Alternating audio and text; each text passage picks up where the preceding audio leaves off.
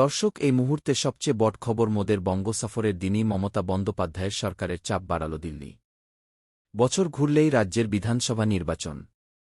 দর্শক, এই মুহূর্তে সবচেয়ে বড় খবর এবং পরবর্তী গুরুত্বপূর্ণ খবরগুলো সবার প্রথম পাওয়ার জন্য অবশ্যই চ্যানেলটিকে সাবস্ক্রাইব করে রাখুন। তার আগে ভোটার তালিকায় কারচুপির অভিযোগে সর্ব শাসক বিরোধী দুই পক্ষই। তৃণমূলের অভিযোগ ছিল নির্বাচন কমিশনের সদর দপ্তরকে ব্যবহার করে ভোটার তালিকায় ভুনাম ঢোকাচ্ছে বিজেপি। আর বিরোধী শিবিরের অভিযোগ রাজ্য নির্বাচন কমিশনকে কাজে লাগিয়ে ভোটার তালিকায় ভুনাম ঢোকাচ্ছে তৃণমূল।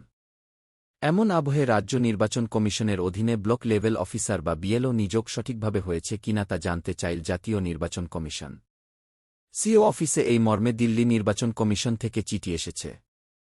সূত্রের খবর, বিএলও হিসেবে কাদের নিয়োগ করা হয়েছে, নিয়ম মেনে হয়েছে কিনা, পার্টি ক্যাডার আছে কিনা, এই ব্যাপারে দিল্লির তরফে রাজ্যের কাছ থেকে ক্লারিফিকেশন চাওয়া হয়েছে। কমিশন সূত্রের খবর, সারা বছর ভোটার লিস্টের সংযোজন বিযোজনের কাজ করেন এই বিএলওরা। মানে কার 1-8 বছর হল কোনো এলাকায় কে মারা গেল এইসব তথ্য জোগাড় করা ও ভোটার তালিকায় কাদের নাম উঠবে এই ব্যাপারে যাবতীয় ছানবিন করেন এই বিএলরা।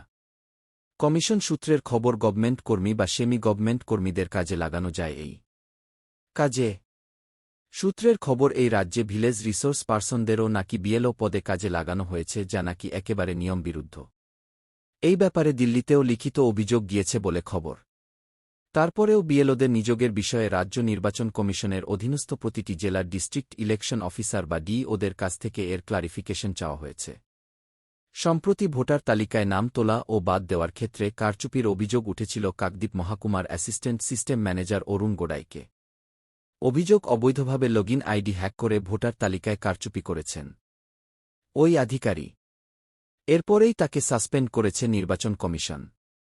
এবার বুথ লেভেল অফিসারদের বিষয়ে খোঁজখবর শুরু করে দিল জাতীয় নির্বাচন কমিশন।